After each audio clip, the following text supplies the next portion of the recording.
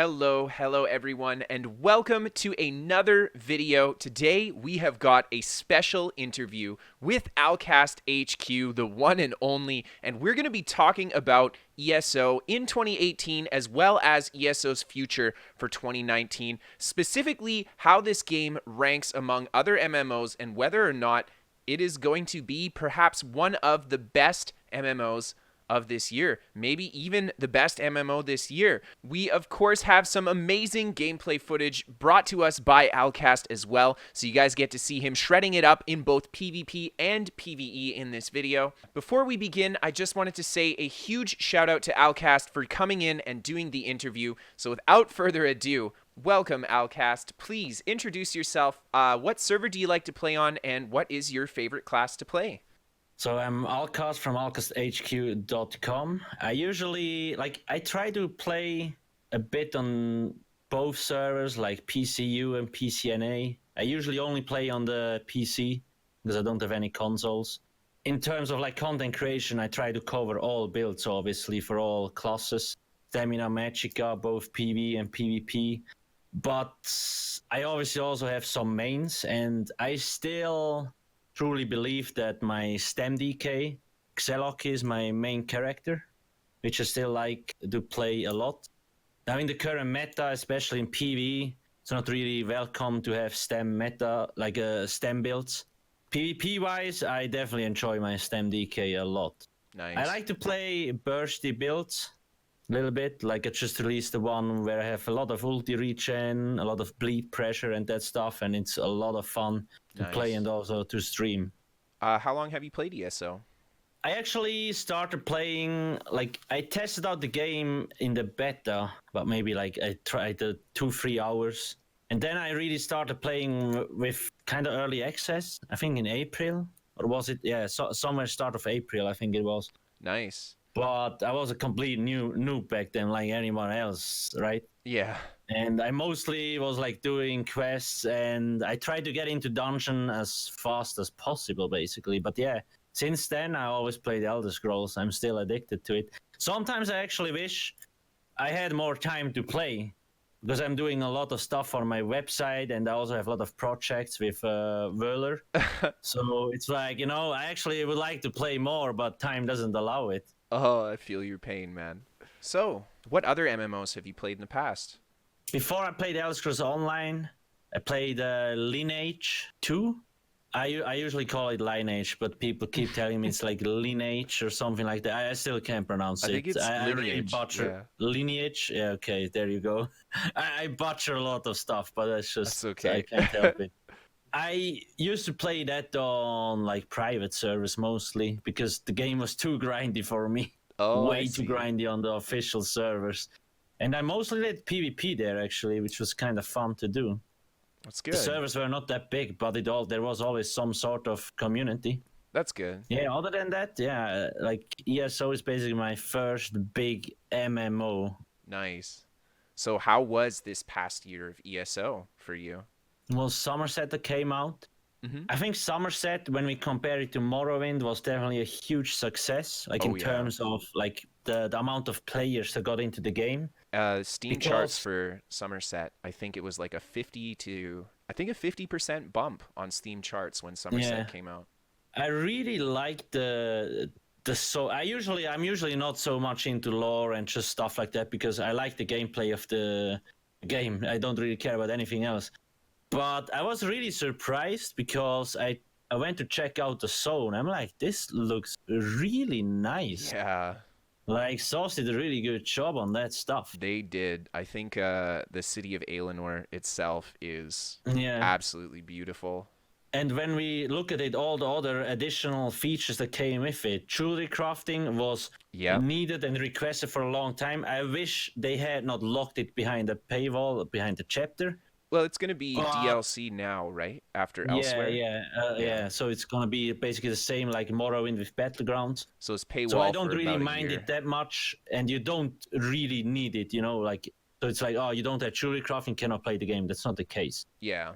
Jewelry crafting has a big impact, though, I think, on the just build craft side, especially endgame. Definitely. And I think a lot of people actually like Fury crafting with that stuff around. Oh, me too. For me, Yeah. the addition of jewelry crafting was incredible. The new traits, everything was incredible. Yep. And the biggest thing actually was in Dragon's Bones, which a Interesting. lot of people probably already forgotten. The outfit system. Oh You know, yeah. the fashion scrolls online, the true end game. That I is a pretty that was this year, hey? That was Q1 from this past year, wasn't it? Yep, basically a year ago. And that is one And of the most overlooked updates, having the ability to just drastically change your outfit no matter yeah, what. a lot of people came back for that actually, Yeah, that like, was oh, a I can huge update. finally like look good. Most people didn't come back for the gameplay, but it's like, oh, I finally can style my character and show off. Yeah, I think and that was one of the biggest improvements, I in my think opinion. I think that particular update was actually great for every level of player, from the lowest to the highest level. The casuals love it, and the hardest core players will love it too, because everyone Yeah. wants to look fine. Yep, and the dungeons also were really nice there actually. Scale Caller still one of my That's good. favorites, especially the sound fight, because yeah, people got their ass kicked hard, I personally especially have not normal. beaten Scale-Crawler on normal mode, so cool stuff. Yeah, so give it a try and see how it goes. I did. I So got wrecked. yeah, go back in there, Don't give up, keep right? trying. Yeah. So there has been a lot of improvements, but for me, the bigged disappointments were Murkmire and Wolf Hunter. So why So Merkmeyer? in general, so Sauce always goes on with this, like you get the DLC, then the chapter, and another two DLCs, right? Mm-hmm. And like 2 years ago, when you had Clockwork City, you had a pretty nice story, but for me personally, I don't really care about it. But then you had the transmute system, which Mm-hmm. made the game a lot less grindy. So that's a nice quality of life Yeah, a update. huge improvement as well. Yep. It's like with Dragon Bones, again, the outfit system came. Yep. Very nice. Now, when you look at Wolf Hunter, there was enough, like quality of life wise, there wasn't a lot because sure, Werewolf got kind of rehaul, but that's balancing. That's not the quality of life thing, right? Mm-hmm. So there was nothing that really got people's attention like it did with the transmute system or with the outfit Nothing system. new or enticing, really. Yeah, something, yeah. And Murkmire had the same issue, in my opinion. Sure, you had the story, which is nice. So, like, people that like the story content, Mm-hmm. they love that stuff. But for me, it's like, well, there was, again, nothing really quality of life worthy there. So it's like, well, for an endgame player, why should I come back? There's nothing there. Nothing is improved. Interesting. And a lot of people probably say, oh, well, there's Black Rose Arena. Yeah. But that's probably the biggest miss in the last year, in my opinion. Is Black Rose So- really easy? No, it's pure cancer. Oh, I've never Yeah, done it's it. pure cancer, and it's not even the problem about the difficulty. The first time I went in there, it's like they just copy pasted all content into an arena. Oh. It's like, that mob, that's from Masatun. That mob comes from there. I know this mechanic from this other dungeon, from the old dungeon. So it just felt like they scrambled together old dungeon mechanics and put it into the Black Rose Arena. But There do was you no new mobs and stuff like that. And when you actually explore Murkmire, there is a lot of, like, the world bosses. They have some cool mechanics. A lot of new mobs, like those, what do you call them? Bubblegum mobs, or with this the green gooey things? gooey thing. Yeah, You don't find any of that stuff in the Black Rose. You just find old mobs. And I'm like, what the hell? There's nothing cool in there, nothing to look for. And then on top of that, you have 5 arenas. So you fight the first boss in the arena 1, second boss arena 2, third boss arena 3, and in the 4th arena, you fight the first, second, and third boss together again. Oh. So they did not even come up with 5 unique arenas boss fights. That was the biggest and most annoying point for me, like, last year. So Obviously, alongside with the server issues that yeah, keep hitting and we'll the talk game about hard. the lag later on for sure. Yeah. And on top of that, most of the gear in there is not even good. And that's another kind of annoying thing. it's like, well, you have PV content, and who can use those weapons the most? It's the PvP players. Yeah. And that's annoying for PV players, and that's also annoying for PvP players.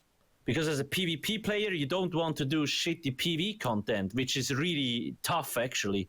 And that stuff is like, that's a general problem that they have, the item sets, when they launch stuff. It's like, for me, I do a dungeon when there is good stuff. I will run through it anyway, right? Because I like to see how the dungeon works. And like I say, like Scale Caller looks really nice.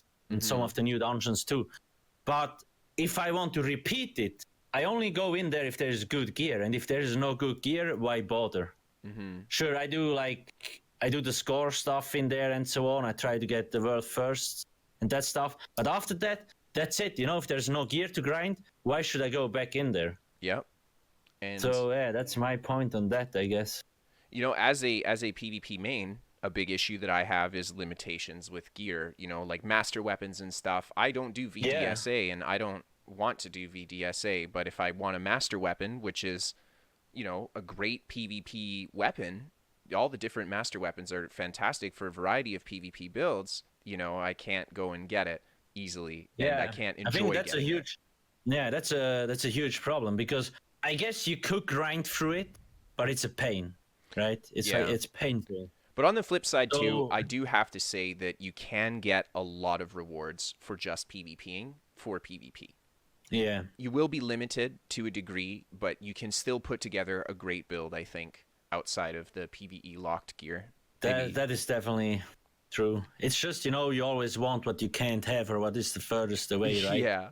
So it's like, I mean, I would appreciate if Sauce would find some way to either make those weapons also available via PvP, or just make those weapons only viable for PvE somehow. But again, the game is very connected, PvE and PvP, right? So it's a tough thing to do. Maybe like we used to get master weapons and rewards at the end of the month for the campaign. Yeah, stuff maybe like seeing that. a cycle of the different kind of weapons like that coming back would be nice. Yeah. So do you think that ZeniMax is taking the right steps for ESO, and has this year reflected that? I would say they're going into the right direction. So they're definitely slow. Like when you look PvP-wise, the snares, they've been really not killing the game, but being very annoying. And it takes some still time not to make the changes they need. So I think they're going into the right direction. They're just very slow. Yeah. So, I think that's a theme we've seen from ZeniMax for this game, though, since launch. They just haven't been fast to fix even bigger problems. And I think after 5 years, we've seen huge strides towards a better game, but it's still slow. Yes, I do think, though, I mean, there is obviously a reason for that. So in case the name Rob Garrett rings a bell, I think he's the lead gameplay designer. So he's pretty new there. He has been there for, I think, about a year now. Okay. And I do think he is very good for the company, because before, apparently, I'm not sure if it's true or not, but that's what I heard, that job was vacant. Or I think, is that the right word? I think it was. I remember seeing that as well. So nobody really coordinated the teams. And that's why we had this shit show, right? And now he's a very experienced developer. And I'm actually glad that they got him in. So I think he's trying to build a team, to make them think more about changes, and just to steer the teams into the right direction, to work together better. To get that cohesion between the PvE and PvP side. I do think they're slow, but he's pretty new there, and I'd rather take them time than rush it and do it wrong again. I agree. So in my opinion, just to get all their things done, like the rebalance, it probably will take another 1.5 years. Okay. That's probably my guess. Giving us a timeline. That's good. Probably 1.5 years is my guess. Because again, you know, when you look at it, he has first to get to know the teams, to learn the game and stuff like that. And then it's like you have planning phases, and it's a big company. They have a lot of other stuff going on. They need to plan stuff. because you don't want to do things twice No. or 3 times or 4 times like in the past. So you need to plan ahead well. You need to Yeah. get the right opinions and stuff like that. So sure, it sucks that the snare stuff still has not been addressed, but I'd rather do it like that they do it correctly instead Take their of time. fucking it up again, right? Yeah. And I I agree. do appreciate that somehow. So do you think that Brian Wheeler taking over as the head combat lead for both PvP and PvE has had a good impact as well on the game? Or I would is going say to have a good impact? definitely, because he's a pretty cool guy. He has a lot of good ideas. Now, he obviously is also like limited to the resources he gets, right? Mm-hmm. And I think he would like to do a lot of cool stuff for Cyrodiil, but the servers just keep shitting the bed, I guess. Yeah. But I do think in terms of like when you look before again, PvP was split, and now it's like you have one lead, both which has both teams under him, and I think that improves coordination. I agree. So it's definitely not a bad shout to do that, or like how they're definitely set up better than a year ago. That's what I'm trying to say. Before, I swear to God, they checked the forum. Okay, which frag gets most attention? Where's the most QQ? Where is the biggest salt mine? Let's fix that issue. That was their planning. And now they actually try to look ahead. Like, how should the game look like in 2 years? So they've kind of shifted from a reactive kind of method to a proactive method. Yeah, basically from well, we don't know what the hell we are doing, and now we finally get our shit together. That's good, I think. That's what I'm trying to say. That's more about the gameplay stuff, though. You know, server issues are another thing. And we have a question about that coming up in a bit still. Yeah. The lag question. It'll be in every interview I do. What classes do you think are great this year, and which ones not so much? I do think what I appreciate about the game overall, all classes are viable, right? Mm-hmm. So in a lot of other games, you hear like, okay, you can only run this, otherwise just install the game. Yeah. In ESO, you can pretty much run anything and still have fun, and it still will perform good. That's good. Now, which one do I think performs the best in PvE? Like Stem Nightblade, Mech Nightblade have been performing very well, Mechplar as well. Mm-hmm. PvE is actually, at least in our guild, a lot of people are sick and tired of running Stem Nightblades. Yeah. Because it's like, okay, you have a full trial, you just stack Stem Nightblades. You have a mini trial, you just stack Mech Blades. And that's it, you know. I would love to run my Stem DK, but I know it will pull a little bit less DPS. And sure, it's not a lot less. It's maybe, I don't know, 6k difference.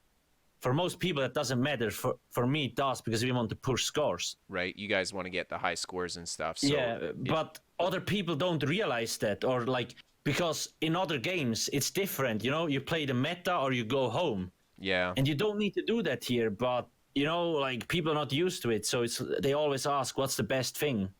And I keep telling them, you know, all classes are viable, but in the end, just want to hear one answer. You know, they want they want one answer. They don't want options. I think that's a great kind of point to hit on, though, is that in other games, people are used to that idea of you need to be BIS to compete, and that's just not true in ESO. Unless you want to compete at the highest level, then sure, you go BIS. But if you're not in that 1% of the 1%, you can run whatever you want and have lots of success. I have a good example about that, actually, because I like to play with my two-hander, like a two-hander bow build in PvE. Mm-hmm. And whenever I stream that on Twitch... Even I know that's not like, BIS.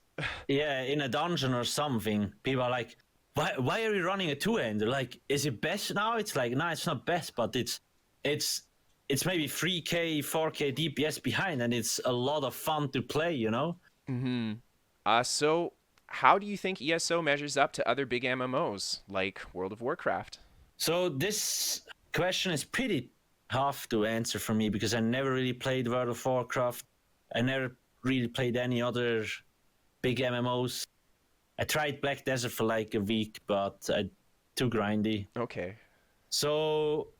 Now, I do know that World of Warcraft is in a, well, not bad, but maybe shitty position. A lot of people are not happy with the current expansion or updates or whatever. That's what I heard, and I heard a lot of big WoW streamers want to try out elsewhere. Yeah, we already have Nixium coming over from WoW playing. Yeah, I've seen that guy already. That's true.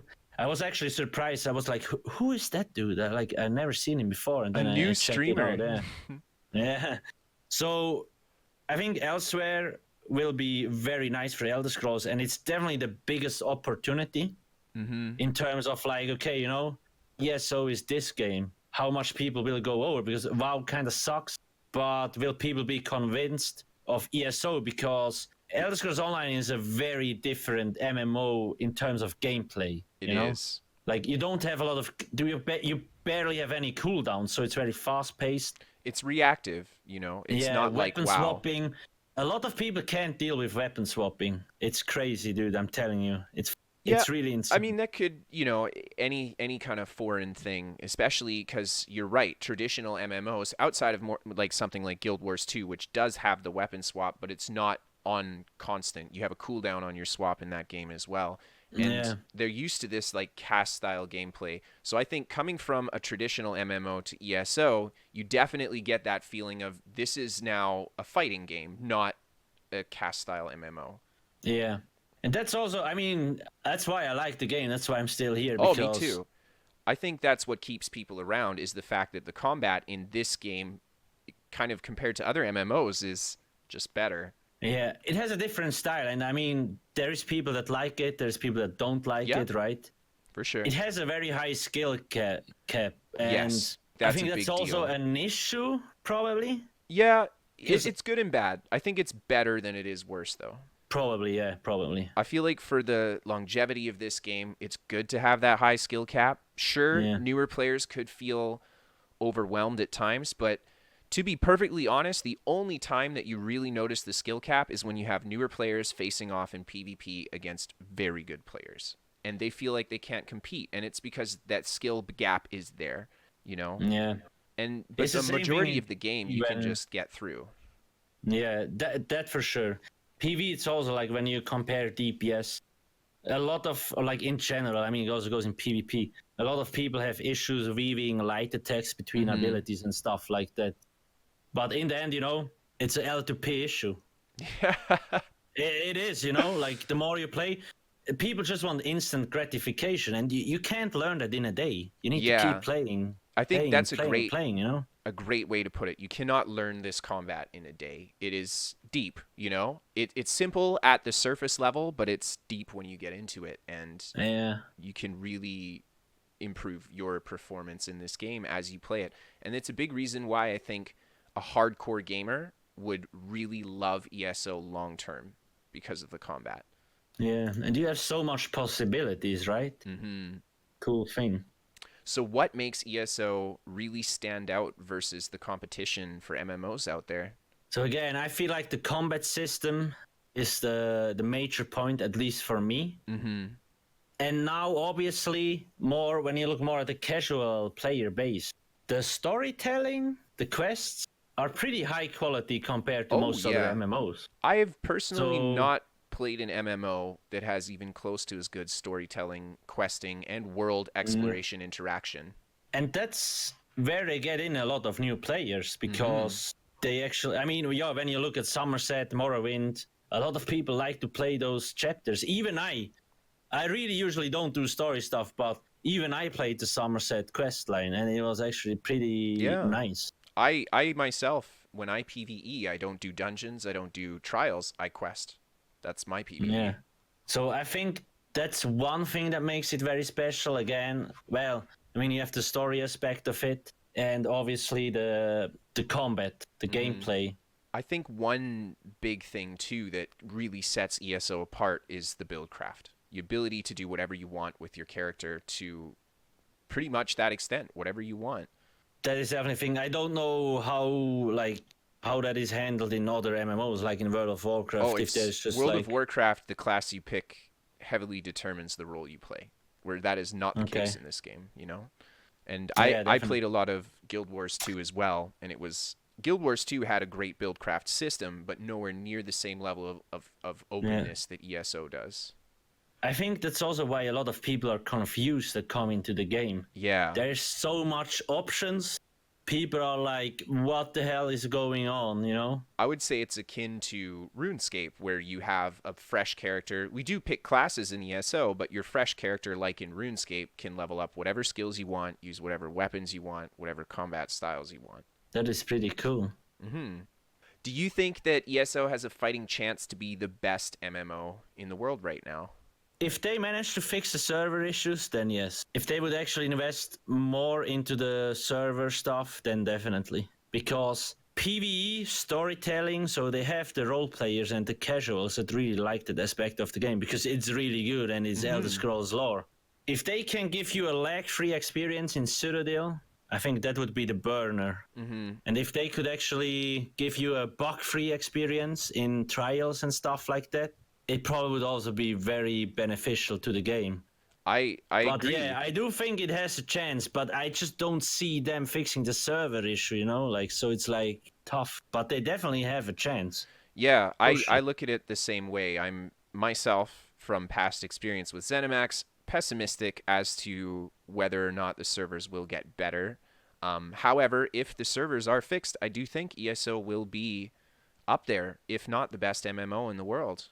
I mean, I have pretty much given up hope on that, you know? Like, it's been 5 years, so... But MMOs take time to mature, Alcast, you know?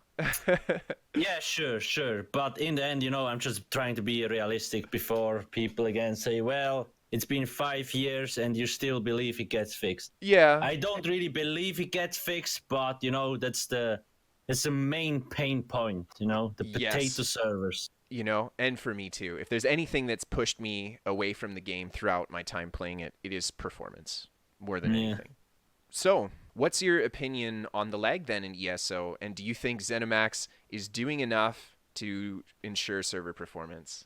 I do not think they do enough. They could definitely do more to improve the server performance because I'm sure they're working on some things. Like when Lambert did the Elsewhere announcement, they talked about 2 huge changes that will come this year that will probably affect both ping and like latency and FPS, which is nice. But again, it will not be here when Elsewhere launches. And that's a big deal. It's like, yeah, you have, I mean, I'm always making that joke, you know, you have like 300 people working there and 250 work on the Crown Store. But it's a joke, obviously. But, you know, you get the idea. It's like, it feels like they have like one person working on improving the servers, and it's obviously not enough. So it feels like it's not a priority for them. Yeah, yeah, that's probably the right word. It's definitely not a priority. Which is interesting because, you know, as myself and talking to you and other community members, we as a community really feel like if the performance was better, this game in general would do a lot better. Yeah. And ZeniMax doesn't seem to share that thought. I mean, you know, we could be wrong. We could. Like, if Lambert is actually going to listen to this podcast, he's probably shaking his head now and again, like, oh, this dude again. But it's like, you know, that's just how it feels. It feels like they're not doing enough. You know, I feel like... Because other games can make it work. Why can't they? Exactly. You know? I agree. I feel like, if anything, it's a money thing. You know, maybe the devs themselves, they want to work on it. Maybe Rich wants to allocate resource there. However, the shareholder, because, you know, ZeniMax is privately traded, so the shareholder could be saying, no, it's not a priority. Put the money in the Crown Store. That is definitely the case. That is definitely 100% the case, yes. Yeah. Well, I don't know. This is my thought on it. So, yeah, like, the opinion on the lag, I stopped PvPing in Citadel because for me, back in the days when I did my bullseye gank build, like with the stem DK, I usually played in the afternoon. The moment my ping reached 140, I stopped. Damn. Because sometimes abilities were like you couldn't pull off the combos you wanted because it started like even only a little bit delay, and I was like, okay, I'm done. Fuck this shit. You know, Alcast. And that sounds kinky. The people in Australia would probably fucking hang me right now if they could, because I play on 140 base ping. Just giving you a heads up. Oh, that's yeah. dude. Yeah, The no, but I ping, agree. You feel the in other difference. games, you have a 40 ping, Mm-hmm. 30. Here, you're a happy fella if you have like 100, you know? Yeah. Oh, I am. If I'm at 100 ping, that's a great day for me. But yeah, it is what it is. It is. So what would you like to see in 2019 for ESO? Great success is probably. Great I mean, successes. Me too, man. I want to see this game. I want to see the Necromancer succeed. Okay, Yeah. I think it like will. I think there's a lot of not only hype around Necro, but they had done the Warden before, so they have a good feel for introducing a new class yes, into the game. definitely. And like in general, PV wise, the Warden was really was not really well received at the start. No. Warden's kit really benefited PvP though, I think, Yes, and not definitely, PvE. definitely. Yeah. And I mean, they're not bad in PV, like, don't get me wrong. Yeah, you can Warden use is really them. strong, actually, but again, STEM classes in PV, you play the weapon skill lines more than you do the class skill lines. Mm-hmm. But yeah, I do hope they will not miss the mark on that, even in my opinion, even if it's a little bit overpowered. I'd rather have a slightly overpowered class than a shitty, weak setup that nobody wants. Yeah. Because ESO has a strange problem. Whenever they launch a DLC, most people are like, okay, I'm going to play another game. Because everything is going to be broken the first 2 weeks anyway. Yeah. That's legit the case for the trials. Like the first 1-2 weeks, they're just broken. Half the Oh. stuff doesn't work anymore. I've noticed myself a bit better, just general balance, bug fixes, etc. after each patch launch this year versus previous years. Yeah. It's just, that feeling in other games. When there's new content, it's getting hyped up. People Yeah. are ready to play it. And in ESO, it's like, okay, I'm going to wait a little bit because they need time to fix stuff. But Necro's super hyped right now, I think. Yeah. And I think that I really hope they can push that. And I mean, I'm also part of the class rep program, right? I do think our feedback also matters a little bit because obviously a lot of the stuff they probably already see. Mm-hmm. But we still can give some sort of impact to that, which we could not do with the Warden, but which now is possible with the Necromancer. And it's great too. They actually invited some of the class reps to come and play test. Yeah, we were there like a month ago. Yeah, about a month ago, I think. And now they just had another influencer event, so they got again feedback. Mm-hmm. But yeah, I think a lot of stuff.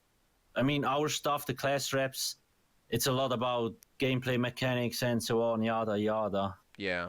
We'll see how it turns out, but I'm definitely looking forward to it. That's good. On top of that, I usually buy the chapter because I want to play the trial. Yeah. The Somerset was a disappointment because it was a mini trial. Nobody likes mini trials. Oh. So elsewhere we'll have a full trial again, like That's good. A full-size trial. So that's what I'm looking forward to as well. And I do hope again it actually can convert a lot of WoW players over to Elder Scrolls. Yeah, I think WoW, especially having that Necromancer archetype over in that game, it's going to be easier for them to come over, especially with the hype around Necro. It'll feel almost somewhat familiar. Definitely, yeah. So Necro is confirmed for June 4th with Elsewhere.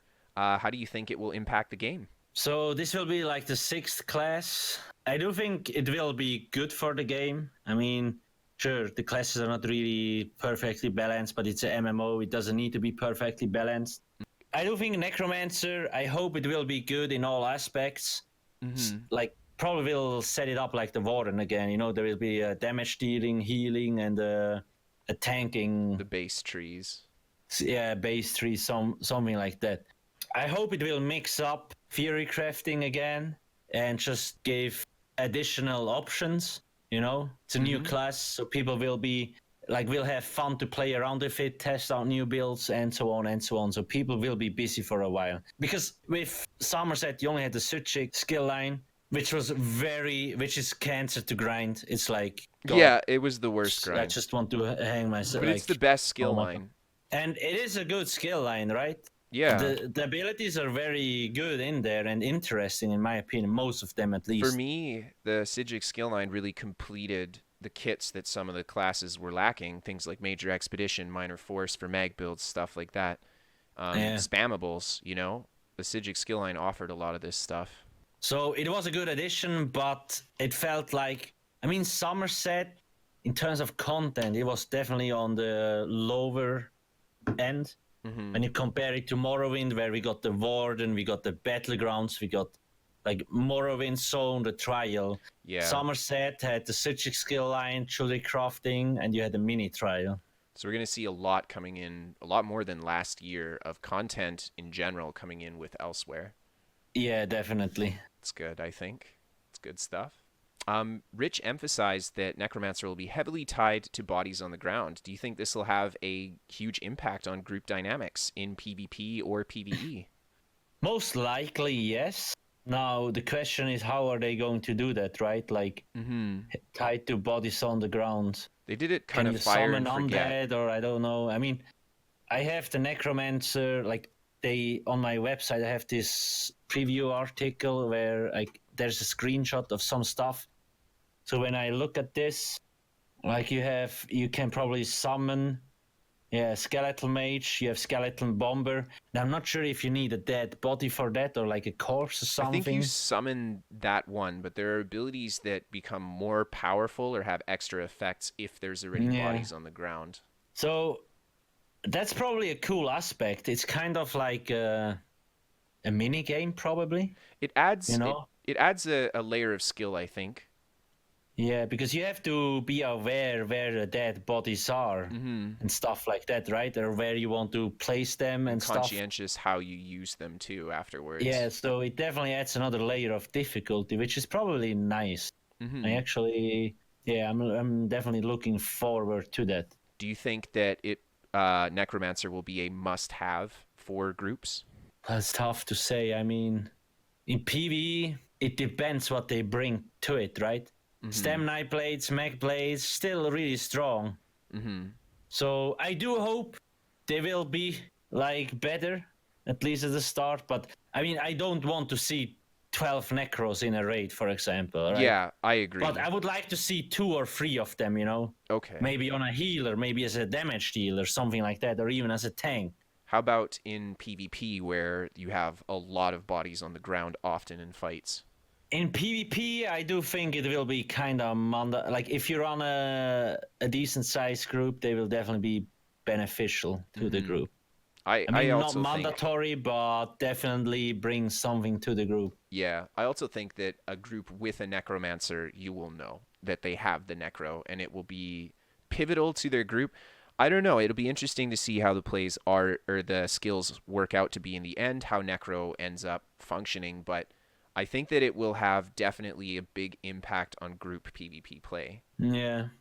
That's a good thing, in my opinion. Yeah, I agree. A lot of people probably complain about it again because it's behind the paywall. But then again, I mean, it's a chapter a year. So... And, you know, the whole paywall with ESO, the base game is thousands of hours. So there will be things behind the DLC paywall and stuff like that and new chapters. But I think that, you know, you can really enjoy this game outside of the paywall too. You obviously won't get Necro with Elsewhere if you don't buy it, but I think that it's important to note that ESO, you can really enjoy it with your base game. Yeah, definitely. So do you think that 2019 is a good time to be getting back into ESO or to be playing ESO for the first time? It is probably the best time. I mean, the best. It gets hyped up a lot elsewhere. Yep.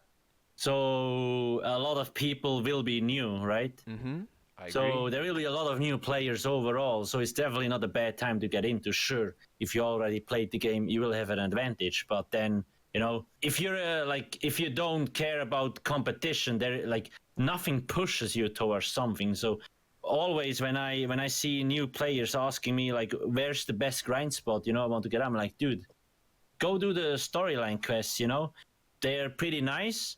You get skill points for it. You get XP anyway. So, you know, just enjoy the story because you should have played the story at least once. It's a cool thing and it will help you understand the game a little bit better. Yeah, and the lore is good too. Yeah, I mean, people probably are afraid that they cannot catch up. But this game is really not grindy, I agree. right? Compared to most other MMOs. That's what people don't realize. I think ESO's grindy if you choose to grind, but if you don't want to grind and you're actively, like you said, kind of seeking out goals for yourself, I want to get this gear, this helmet and stuff, all that just comes with it. It's like you reach level 50 really fast, and then 160 champion points, which has the gear cap. So from that point on, you can start farming gear. You can start doing dungeons, easier dungeons, the monster sets and all that stuff. And by the time you have done all the dungeons, a lot of achievements, you have a lot of champion points already. Yeah.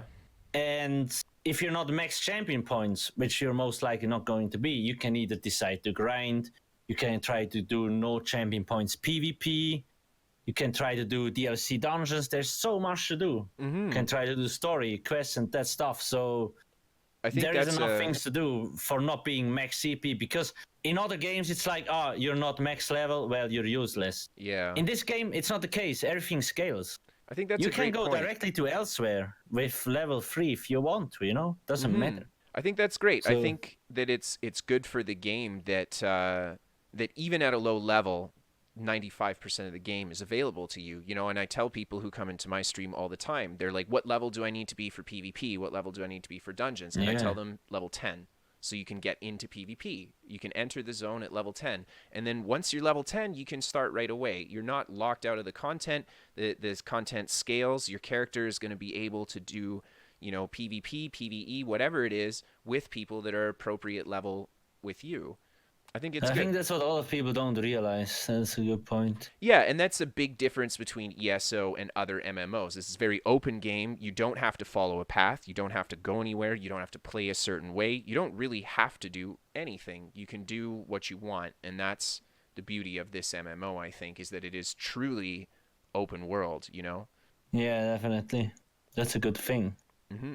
So thank you so much for coming in and chatting with me, Alcast. Do you have any stuff you want to say to the guys? Maybe your YouTube and Twitch links and stuff? I guess, the website is my main focus, alcasthq.com. So I think if somebody wants to check out that source, I'm trying to optimize it, like make it more complete so it can function as a full guide, basically. So I have my build videos there, and I try to do some other explanations like champion points, jump points, like tanking guide. I'm working on a healing guide and stuff like that. So just the full package. So if they want to check out that's pretty cool. Other than that, thanks for having me here. It was a blast talking about the game with you. Much, much appreciated. Hey, and thank you, man. Hope you will keep pushing content, especially now where Elsewhere is around the corner. Yeah, that will be a great year.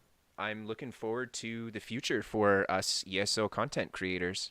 Yeah, that's definitely going to be a nice year today, like this year. Yeah, I think so too. Yeah, thanks. Well, thank you, man. Thank you again. It was a great time, and I hope to have you back again in the future. Yeah, much appreciated. So, of course, if you guys want to check out Alcast's website, as well as his YouTube and Twitch channel, links are in the description below for you guys. If you guys want to give me a follow on Twitch and catch live gameplay from me, you can always check out my links in the description as well. Thank you guys so much for tuning in and watching this video. I really hope that you enjoyed it. I had a lot of fun having this discussion, and I'd love to hear what you guys think about ESO in 2019. Do you guys think that this is going to be one of the best MMOs in the world? So thank you guys again. Let me know in the comments section how you guys feel, and I will see you next time.